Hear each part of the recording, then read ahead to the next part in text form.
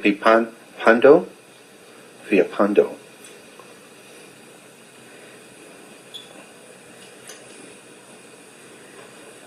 Good evening, Mr. Mayor, council members. I'm Dr. Celia Villalpando.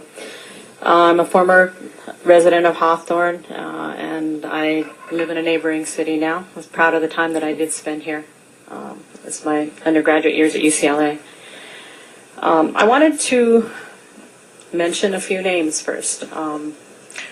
Rosie, Shinerbach, Parrot, Angel, Baby Girl, Chico, Capone, Peyton.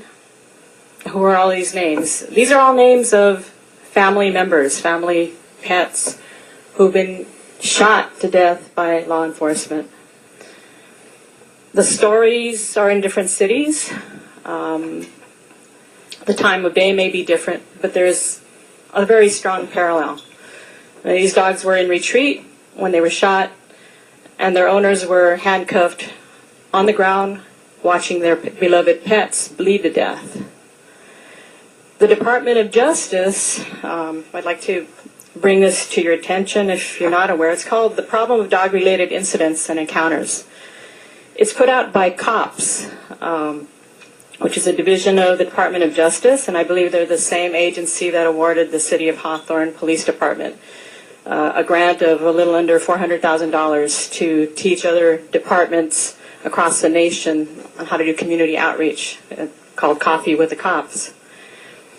The same agency has put out this publication, and they basically are saying that they have recognized that the amount of dog shootings is on a rise.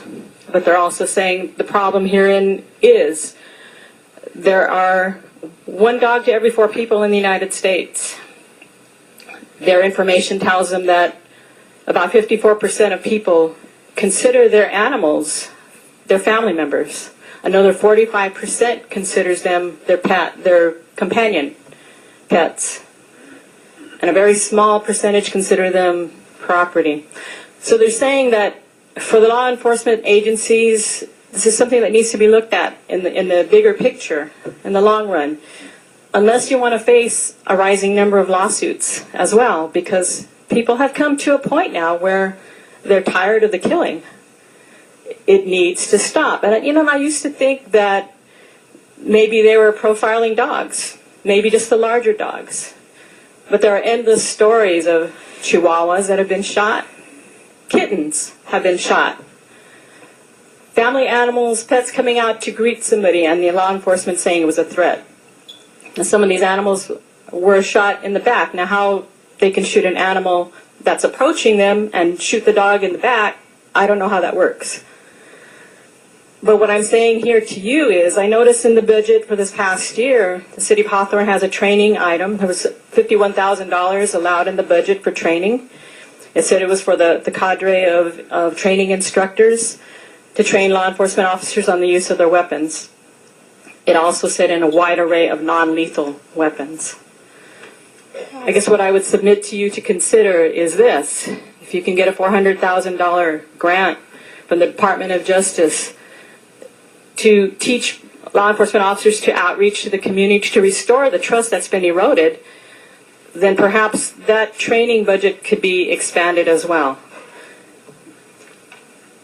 COPS agency out of the Department of Justice is basically saying, leaders in the city, of which all of you have been elected to your offices, you need to outreach to the community.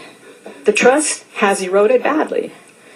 I grew up in a time when you thought you had your home and you had your family pet and they were safely tucked in your backyard. But now all the evidence is saying these dogs can be shot at any time as they come into your home.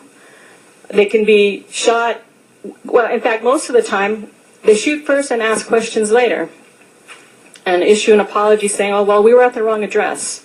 There's a story of a veteran that just returned home from Afghanistan. He returned home to his apartment, and his apartment was raided by mistake. He used to leave his dog tied up in his kitchen so that it wouldn't wander while he was gone. He came home to find that the police had entered. They saw the dog, and they shot first. it behooves the city of Hawthorne to get back to the status that it once had, because this has tarnished the image of the city of Hawthorne. And I guess I would submit to you also that coffee with a cop is a good idea. You need to outreach.